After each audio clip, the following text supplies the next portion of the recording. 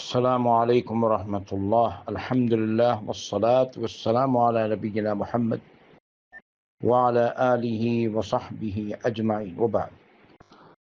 فأعوذ بالله من الشيطان الرجيم.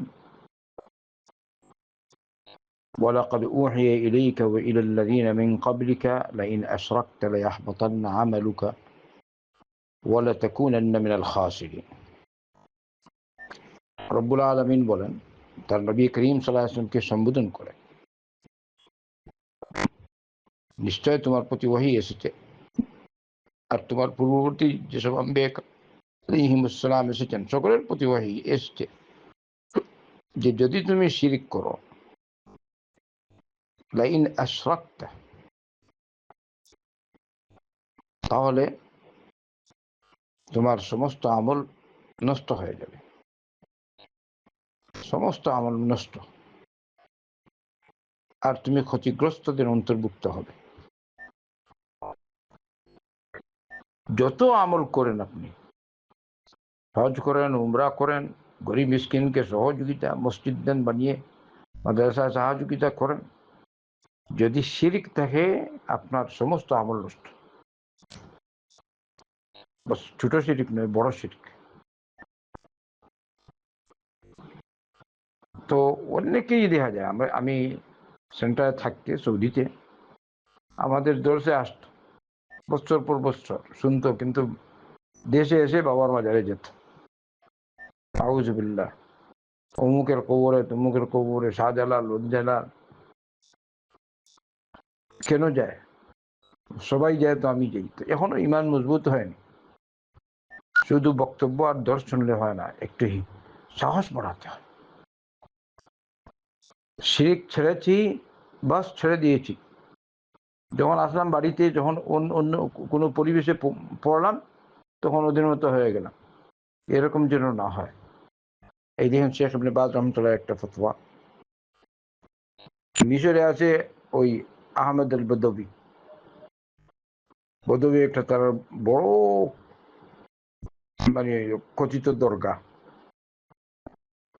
মিশরে সবকিছু পাওয়া যায়, শিরিক, বেদাত, ভণ্ডামি, শয়তানি সব আছে, বুঝছেন? আল্লাহুল মুস্তাআন। এসব কবর পূজা, পীর পূজা নাই আলহামদুলিল্লাহ সৌদি আরব। খবর একদম আপনারা নিজেরা দেখছেন। মকবরাতুল বাকি বা বাকি কবরস্থানে যান, শুহাদায়ে উহুদ যান, আপনারা সকলেই দেখছেন যারা সৌদিতে আছেন বা যারা হজ উমরায় গেছেন। নাই, এই জন্য এইসব কবর পূজারীরা ইমাম মুহাম্মদ বিন আব্দুল ওয়াহাব রহমতুল্লাহ আলীকে গালি দেয়। কারণ কি, উনি শিরক আর বেদাতের বিরুদ্ধে জিহাদ করেছেন। ওরা তো বিভিন্ন জায়গায় কেউ আছে গাছ পূজা করতো, কেউ কেউ পাথর পূজা করতো। আল্লাহ তাকে তৌফিক দিয়েছিলেন, তিনি জিহাদ করেছেন কবর পূজারীদের বিরুদ্ধে। তো আপনি এই করবেন সেই করবেন, আপনার আকীদাই ঠিক নাই, আপনি শিরকে লিপ্ত, আর আপনি সব ইসলাম জিন্দা করে দিবেন, এটা হয় না। এই জন্যই প্রথম কাজ যেটা, তা হলো দাওয়াতি কাজ, তাওহীদের দাওয়া। আল্লাহ রাসূল সাল্লাল্লাহু আলাইহি ওয়াসাল্লাম সর্বপ্রথম সাহাবায়ে কেরাম রাদিয়াল্লাহু আনহুদেরকে কোথাও পাঠালে বললেন, প্রথম যে তুমি যে কথার দাওয়াত দি মানুষকে, তা হবে তাওহীদ, লা ইলাহা ইল্লাল্লাহ। তারপরেই মুহাম্মদুর রাসূলুল্লাহ। এখানে শেখ ইবনে বাজ রাহমাতুল্লাহ একটা ফতোয়া বলছেন, আল্লাযী ইয়াতিল বাদাউই আও সাইয়্যিদ আল হুসাইন আও গায়রাহু আও الشيخ عبد القادر الجيلاني أو يأتي غيرهم ليسألهم ويستغيث بهم هذا قد جعلهم آلهة مع الله وهذا هو الشرك الأكبر। যে বলছেন বদবির কাছে যায়, বলতে হুসেইন রাদিয়াল্লাহু আনহুর কবরে যায়। আবার হুসেইন রাদিয়াল্লাহু আনহুর কবর কয়েক জায়গায়, বুঝলেন? আউযুবিল্লাহ, ভণ্ডরা কয়েক জায়গায় বানিয়ে দিয়েছে। অথবা শেখ আব্দুল কাদের জিলানীর কবরে যায়। আর বাংলাদেশে কে, যেমন শাহজালাল, শাহপরান, এরাই তো প্রসিদ্ধ দেশ। আরো যারা আছে বিভিন্ন জায়গায়, মহানে মানুষ যায়। বলছেন যদি ওখানে যায় ওদের কাছে নজর নিয়াজ পেশ করার জন্য, এটা এখানে উল্লেখ করেন, ওদের কাছে গিয়ে উদ্ধার প্রার্থনা করে, বাচ্চা নাই বাচ্চা দেন, দাদা নাই অমুক হারিয়ে গেছে উদ্ধার করে দেন, আউযুবিল্লাহ। বলছেন ওয়াহাদা হুয়া শিরকুল আকবর, এটা হলো বড় শিরক। এই শিরক করলে আর মুসলমান থাকে না। ওয়াহাকাযা ইযা আতা, এমন কি বলেন সামনে, ইযা আতা কবরান নবী সাল্লাল্লাহু আলাইহি ওয়াসাল্লাম ইয়াদউহু ইস্তাগীথু বিহি হাযা আশ-শিরকুল আকবর।